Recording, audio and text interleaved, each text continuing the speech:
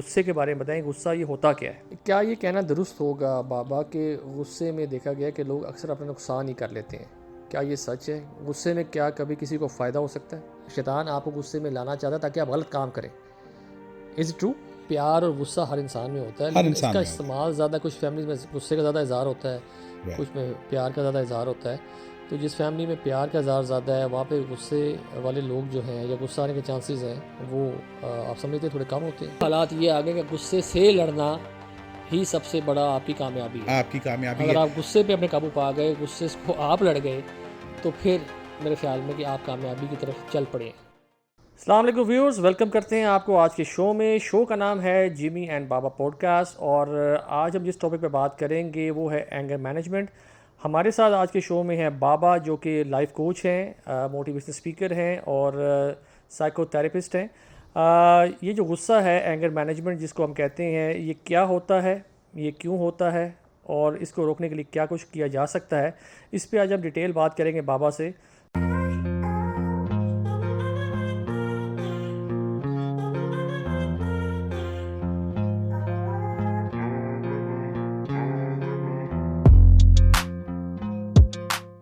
आज का शो बड़ा इंपॉर्टेंट है, व्यूअर्स को काफ़ी अर्से से इंतज़ार था इस शो का। तो आज आप काइंडली बताएं अपने व्यूअर्स को कि ये जो एंगर मैनेजमेंट है, इसको हम अगर स्टार्ट करें तो गुस्से के बारे में बताएं, गुस्सा ये होता क्या है? जी, आपने ये जो सवाल पूछा एंगर के बारे में, तो एंगर के बारे में जो सबसे पहली चीज़ समझने वाली वो ये है कि एंगर एक ह्यूमन इमोशन है और बड़ी दुनिया इसका शिकार है, बल्कि मैं तो कहूँगा सारी ही दुनिया इसका शिकार है। कोई ऐसा इंसान नहीं है जिसको गुस्सा नहीं आता। गुस्सा सबको आता है और कोई गुस्सा आना भी कोई बुरी बात नहीं होती। गुस्सा मैनेज ना कर पाना असल में मसला है। ये जो ह्यूमन इमोशन है, ये इसके बारे में सबसे पहले जब जिस बंदे ने दरियाफ्त किया इस इमोशन को, उसका नाम था सेनेका। वो एक रोमन फ़िलासफ़र था। ये बहुत पुरानी बात है, कोई AC BC से भी पहले वाली बात। तो जब उसने ये दरियाफ्त किया इसने पढ़ा एंगर के बारे में, उसने देखा कि गुस्सा क्यों आता है और इससे इतने इतने जो मनफी नताइज निकलते हैं इंसान की ज़िंदगी में, ये क्यों ऐसा होता है। तो जब उसने इसके बारे में स्टडी करनी शुरू की तो उसने ये फाइंड आउट किया कि इसका ताल्लुक जो है हमारे दिमाग के पिछले हिस्से से है, जिस पे अभी हम थोड़ी देर में आएंगे। तो सेनेका उसका नाम था, जिसने सबसे पहले इस इमोशन के बारे में दरियाफ्त किया और फिर उसने ना सिर्फ दरियाफ्त किया बल्कि कुछ ऐसे तौर तरीके भी निकाले इसको मैनेज करने के लिए। गुस्सा क्यों आता है? जब हमें गुस्सा, ये बेसिकली एक chemical imbalance in the brain है जो कि किसी एक्सटर्नल या इंटरनल इवेंट से कॉज हो सकता है। सबसे पहली चीज़ जो समझने वाली है गुस्से के बारे में वो ये है कि क्या ये इसकी कोई अंडरलाइंग कॉज तो नहीं है।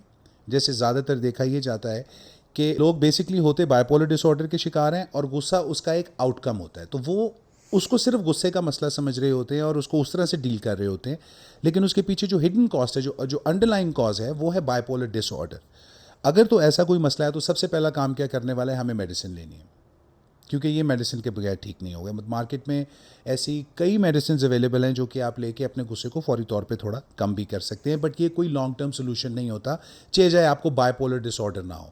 अगर बाइपोलर डिसऑर्डर है तो फिर आपको लाइफ लॉन्ग मेडिसिन लेनी पड़ेगी। अब हम आते हैं गुस्से के उस एस्पेक्ट के ऊपर कि ये क्यों आता है। जैसे मैंने अभी थोड़ी देर पहले आपको बताया, इसके कुछ इंटरनल फैक्टर्स होते हैं और कुछ एक्सटर्नल होते हैं। एक्सटर्नल क्या हो सकते हैं? आप घर से बाहर निकले हैं, किसी ने आपकी गाड़ी मार दी, आपको गुस्सा आ गया। आपके छोटे भाई ने आपसे तल्ख कलामी कर ली या बहस मुबासा कर लिया, आपको गुस्सा आ गया। आपका कोई आपकी ज़िंदगी में काम आपकी मर्ज़ी से नहीं हो रहा, बिज़नेस में उस तरह से रिजल्ट्स नहीं आ रहे, तो आपको फ्रस्ट्रेशन होती है, आपको गुस्सा आता है। गुस्सा क्योंकि ह्यूमन इमोशन है, जैसे मैंने आपको कहा, इससे टोटली बचा तो नहीं जा सकता, लेकिन इसको मैनेज बड़े अच्छे तरीके से किया जा सकता है। और अनफॉर्चुनेटली क्योंकि हम इसको कोई प्रॉब्लम समझते नहीं है, इसलिए हम इसके बारे में कोई सोल्यूशन करते ही नहीं है। ज़्यादातर आप देखेंगे कि आपको लोग मिलेंगे जो कहेंगे कि गुस्से का बहुत तेज़ है लेकिन बंदा बहुत अच्छा है। अब जब वो ये कहते हैं बंदा बहुत अच्छा है, तो वो बेसिकली जस्टिफाई कर रहे होते हैं गुस्से को। तो गुस्से के बारे में सबसे पहली चीज़ ये समझ लेने वाली है कि गुस्सा किसी भी सूरत में जस्टिफाइबल नहीं है। जब गुस्सा आता है तो बेसिकली आपका जो गुस्से का ताल्लुक हमारे एमिग्डालियन ब्रेन से है। समझाने के लिए मैं आपको कहता हूँ कि इंसान के दो ब्रेन्स होते हैं, एक द नॉलेज ब्रेन जिसको हम लॉजिकल ब्रेन कहते हैं, जो हमारे माथे के पीछे होता है, और एक हमारा गो ब्रेन होता है जो हमारा फाइट, फ्लाइट और फ्रीज जिसके साथ इसका ताल्लुक होता है। तो जब हमें गुस्सा आता है तो हमारा एमिग्डालियन ब्रेन इसको कॉज करता है और हमें फाइट और फ्लाइट के लिए रेडी कर देता है, और हमारा जो ब्लड फ्लो होता है वो हमारे लिम्स में चला जाता है, हमारे बाजुओं में, हमारी टांगों में चला जाता है। हम या तो लड़ने पे आमादा हो जाते हैं या फिर वहाँ से दौड़ने पे। जैसे फॉर एग्ज़ाम्पल किसी ने पूछा कि अगर आप जंगल में जा रहे हैं और सामने शेर आ गया है तो आप क्या करेंगे?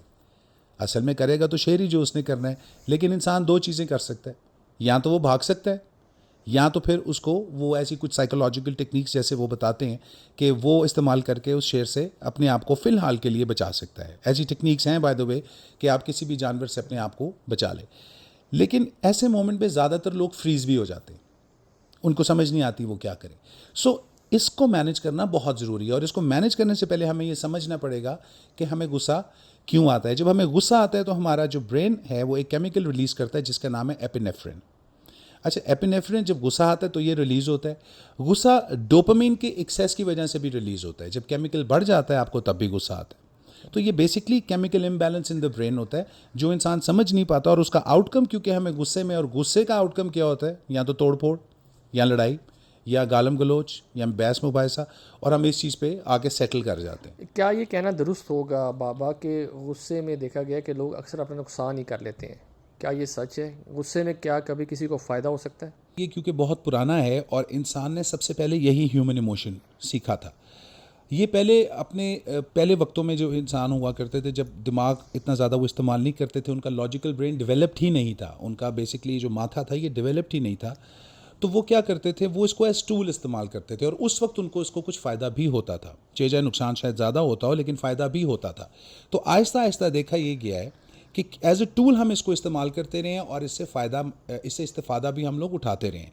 लेकिन अनफॉर्चुनेटली ऑन द होल इसको अगर देखा जाए, ऑन अ लार्जर स्केल इसको देखा जाए, तो इवेंचुअली आपको होता नुकसान ही है, क्योंकि आपके दिमाग के ऐसे मेंटल मसल्स डेवलप हो जाते हैं जो कि सिर्फ गुस्सा करना ही जानते हैं। और आजकल जैसे आप जानते हैं निगोसिएशंस का ज़माना है, बातचीत का ज़माना है।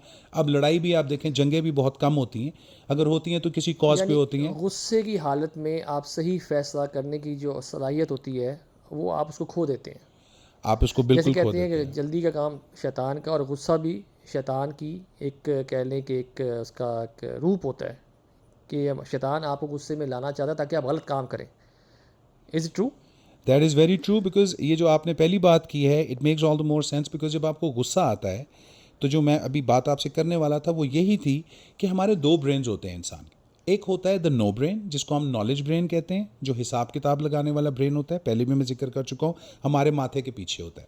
और एक हमारा होता है गो ब्रेन, फाइट और फ्लाइट वाला ब्रेन। हमारी बॉडी में 6 लीटर्स ऑफ खून की जगह होती है, लेकिन होता सिर्फ 5 लीटर है। उसकी वजह यह है कि अगर 6 लीटर हो जाएगा तो फिर ब्लड फ्लो नहीं होगा, ब्लड सीज हो जाएगा। तो उसको क्योंकि फ्लो करना पड़ता है। और अगर हमारा एमिग्डालियन ब्रेन यानी कि गो ब्रेन ऑन है, जो गुस्सा कर रहा है, तो हमारे नॉलेज ब्रेन में, नो ब्रेन के अंदर लोड शेडिंग हो जाती।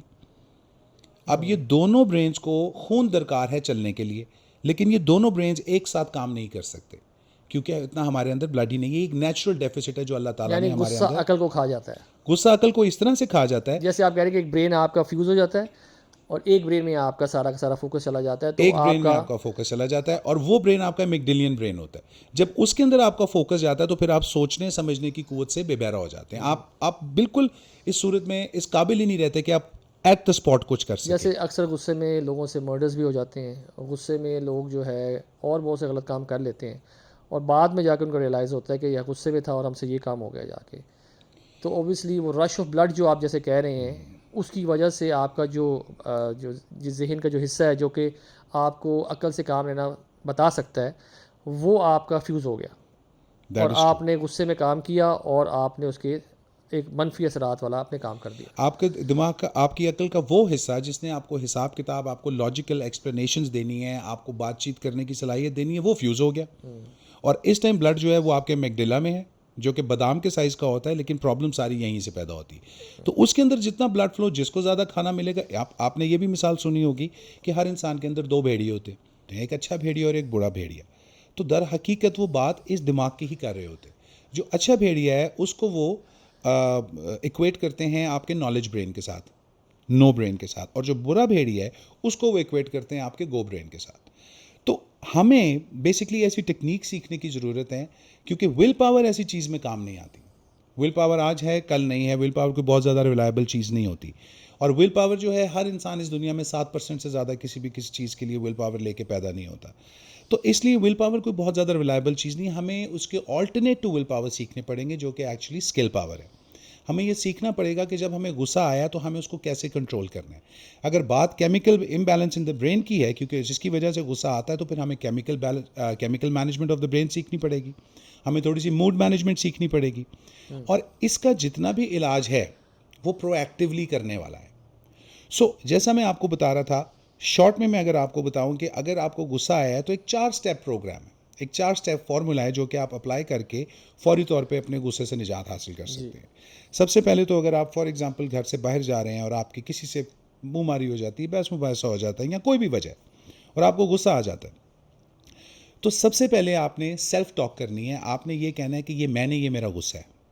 सेल्फ टॉक बहुत ज़रूरी है। वो कहते हैं be very careful when you talk to yourself because you are listening. तो जब आप ऐसी बात करेंगे अपने आप से, तो आप एक चीज़ तो अपने आप को क्लियर कर रहे हैं, जिसको हम एफर्मेशन भी कहते हैं। वो कहते हैं ना कि it's the repetition of affirmation that leads to belief, and once the belief becomes a deep conviction, that's when things begin to happen. तो जब हम ये बात करते हैं अपने आप से कि ये मेरा गुस्सा है, तो इन एक्चुअल हम अपने आप को भी ये बता रहे हैं और अपने आप को ही ये बता रहे हैं कि ये मेरे गुस्से की वजह से है, वरना मैं ऐसा इंसान नहीं हूँ। दूसरा जो इसका स्टेप है वो ये है कि आप अपने आप से इस चीज़ को अफर्म करें कि ये मैंने गलती से कहीं ना कहीं से सीख लिया, क्योंकि ये भी समझना बहुत काइंड पर्सन जिसको गुस्सा है। राइट, ये भी समझना बहुत इंपॉर्टेंट है कि गुस्सा एक लर्नड बिहेवियर है। ये एक लर्नड बिहेवियर है, ये अडेप्टिव रिस्पॉन्स है। ये एक ऐसा बिहेवियर है, हम जिसको जितना प्रैक्टिस करते हैं उतना ज़्यादा ही है। आपकी बॉडी में भी जिस मसल को आप ज़्यादा पंप करेंगे वो मसल ज़्यादा डेवलप हो जाएगा। तो ब्रेन में भी आप जिस मसल को ज़्यादा ब्लड फीड करेंगे, ज़्यादा फीड करेंगे, वो मसल ज़्यादा डेवलप हो जाएगा। भी आ सकता है आपकी, यानी कि आपको थ्रू जनरेशन भी पास हो सकता है। बिल्कुल, मैंने आपसे जैसे कहा कि हर इंसान में गुस्सा होता है, कम या ज़्यादा, एक डिफरेंट चीज़ है। प्यार और गुस्सा हर इंसान में होता है, हर लेकिन इंसान इसका में होता है। इस्तेमाल ज़्यादा कुछ फैमिलीज में गुस्से का ज़्यादा इजहार होता है, कुछ में प्यार का ज़्यादा इजहार होता है। तो जिस फैमिली में प्यार का इजहार ज़्यादा है, वहाँ पे गुस्से वाले लोग जो हैं या गुस्सा आने के चांसेस हैं वो आप समझते हैं थोड़े कम होते हैं। ये आपने बड़ी अच्छी डिफ्रेंसिएशन एक ऑटोमेटिकली दे दी। वो डिफ्रेंसिएशन ऐसे है कि अक्सर लोग पूछते हैं कि सर अब कैसे पता लगे कि ये गुस्सा हमें सिर्फ बाइपोलर डिसऑर्डर की वजह से है, या तो फिर मैं उनसे ये कहता हूँ कि आपकी फैमिली के अंदर क्या गुस्सा बहुत ज़्यादा पाया जाता है? अगर वो कहते हैं कि जी सर मेरे तो वाले साहब भी बड़े गुस्से वाले हैं, मेरी वालदा बड़ी गुस्से वाली है, मेरे भाई भी गुस्से वाले हैं, तो फिर इसका मतलब यही है कि कबूतर बा कबूतर, बाज बा बाज, खरबूजे को देख के खरबूजा रंग पकड़ता है। तो फिर बच्चा जो उस घर में पैदा होगा वो ऑटोमेटिकली सीख जाएगा, और कहीं ना कहीं उसकी जो इलनेस है वो हिडन रह जाएगी, क्योंकि वो तो कहेंगे जी ये प्यो ਨੂੰ भी गुस्सा आंदा सी, यदि वालदा ਨੂੰ भी गुस्सा आंदा सी, तो एनू भी आंदा है। लेकिन कहने का मकसद ये है कि हर वक्त का गुस्सा आना is a problem. Right, so coming back to the 4 points जिसमें से आप सेकंड तो पे हर वक्त का गुस्सा आना इज़ अ प्रॉब्लम। तो जब आपको एट द स्पॉट गुस्सा आ गया तो आपने क्या करना है? जैसे मैंने आपको कहा कि सबसे पहले आपने कहना है कि talk to yourself, you have to talk to yourself. ठीक है कि ये मेरा गुस्सा है और इसको मैंने किसी तरीके से भी सीख लिया। तीसरा स्टेप जो आपने लेना है फौरी उसी वक्त, वो ये है कि आपने next item on the agenda पे फोकस करना है। आपने ये देखना है वो कौन सा ऐसा ओरिजिनल काम था जो गुस्से में आने से पहले मैं कर रहा था या करने वाला था या करने जा रहा था, वो कौन सा काम है। और गुस्से की हालत में ही आपने ये डिसाइड करना है, जो कि ऑब्वियसली आप पहले से डिसाइड करके रखेंगे कि जब गुस्सा आया तो फिर आपने वो काम करने निकल जाना है। और अगर आपकी लिस्ट के ऊपर कोई next item on the agenda नहीं है तो फिर इमीडिएटली मेक वन। जैसे सॉरी मैं यहाँ पे आपको थोड़ा सा काटूंगा, जैसे हमारी एक हदीस भी है कि अगर आपको गुस्सा आए और आप खड़े हैं तो आप बैठ जाएं, अगर आप बैठे हैं तो आप लेट जाएं, और कहते हैं गुस्से की हालत में अगर आप पानी पी लें, थोड़ा सा ब्रेक दें अपने आप को, तो भी आपके लिए काफ़ी मुफीद ये साबित हो सकता है। आपने 100% सही बात की है। असल में ये जितनी भी टेक्निक्स हैं जिनकी मैं बात कर रहा हूँ ये यहीं से इंस्पायर्ड है। अब आप देखें कि ऐसा करने से होता क्या है। जब आप अगर गुस्से की हालत में खड़े हैं तो लेट जाएंगे तो क्या होगा? आपका ब्लड फ्लो में फ़र्क आएगा। ऑब्वियसली अगर आप खड़े हैं तो ग्रेविटेशनल बोर्ड पुल नीचे की तरफ है ब्लड का, तो वह नीचे से ऊपर जा रहा है, ज़्यादा तेजी से जा तो रहा आपका कम हो जाएगा। जब वो बैठेंगे तो उसमें एक ब्रेक आएगा, जब आप लेटेंगे तो वो ज़रा चला जाएगा। आपकी कंडीशन चेंज हो जाती। अच्छा, जब वो कहते हैं कि अगर आप कमरे को छोड़ के चले जाएं, इसको हम कहते हैं चेंजिंग द इन्वायरमेंट, कि उस इन्वायरमेंट को छोड़ दें जिस इन्वायरमेंट में आपको गुस्सा आ रहा है। पॉइंट ये है कि ये सारे काम करने कब हैं? ये सारे काम आपने उस वक्त नहीं करने जब आपको गुस्सा आया है। ये सारे काम आपने पहले से सोच के रखना है कि अगर मुझे गुस्सा आएगा तो मैं ये करूँगा, या ये करूँगा, या ये करूँगा, या ये करूँगा, लेकिन गुस्सा नहीं करूँगा। कुछ भी हो जाए, गुस्से का लेवल 1 to 10 to 100 चला जाए, मैं लड़ूंगा नहीं, मैं झगड़ूंगा नहीं, मैं हाथ नहीं उठाऊंगा, मैं गालम गलोच नहीं करूंगा। सेल्फ टॉक के अंदर आपने ये प्रोएक्टिवली पहले सोच के रखना है जब आपका मूड अच्छा है, क्योंकि जब आप पहले सोच के रखते हैं तो आपका दिमाग ऑटोमेटिकली आपके ब्रेन में एक बैरियर बना देता है उस काम के लिए। जब आप उसको पहले नहीं सोच के रखते तो वो बैरियर नहीं होता, जिसको हम कहते हैं नो होल्ड्स बार्ड, और उस टाइम पे फिर आपकी बॉडी उस तरह रिएक्ट करती है जो कि आपको सबसे बेहतरीन तरीका आता है, जो कि गालम गलोच और हाथापाई है। तो गुस्सा आना प्रॉब्लम नहीं है, गुस्से को मैनेज ना कर पाना एक बेसिक सेल्फ कंट्रोल। और आपने सेल्फ कैसे कंट्रोल करना है? We your brain. वो कहते हैं कि वट एवर यू डू, आप जिंदगी में जो भी काम करते हैं 80% आपकी साइकोलॉजी है एंड 20% आपकी मैकेनिक्स है। लेकिन साइकोलॉजी पे हम काम नहीं करते, मैकेनिक्स पे ज़्यादा काम करते हैं। ये बिल्कुल वैसी बात है, लड़के जिम जाते हैं एक्सरसाइज करने के लिए और आके कहते हैं सर मैं कौन सी एक्सरसाइज करूं तो मेरी बॉडी बन जाएगी। मैं उनको कहता हूं कि आप अपनी डाइट पे फोकस करें, because you lose weight in the kitchen and you get fit in the gym. इसको कंफ्यूज नहीं करना, बिकॉज जिम का काम सिर्फ 30% है, बल्कि अब तो कहते हैं 20% है, 80% आपकी न्यूट्रिशनल वैल्यू है। तो अगर आप अपनी न्यूट्रिशन पे फोकस नहीं करेंगे, सिर्फ जिम पे फोकस करेंगे, कुछ नहीं होगा। लाइकवाइज उसी तरीके से अगर आप एक एस्पेक्ट पे फोकस करेंगे गुस्से के, दूसरे पे नहीं करेंगे तो कुछ नहीं होने वाला।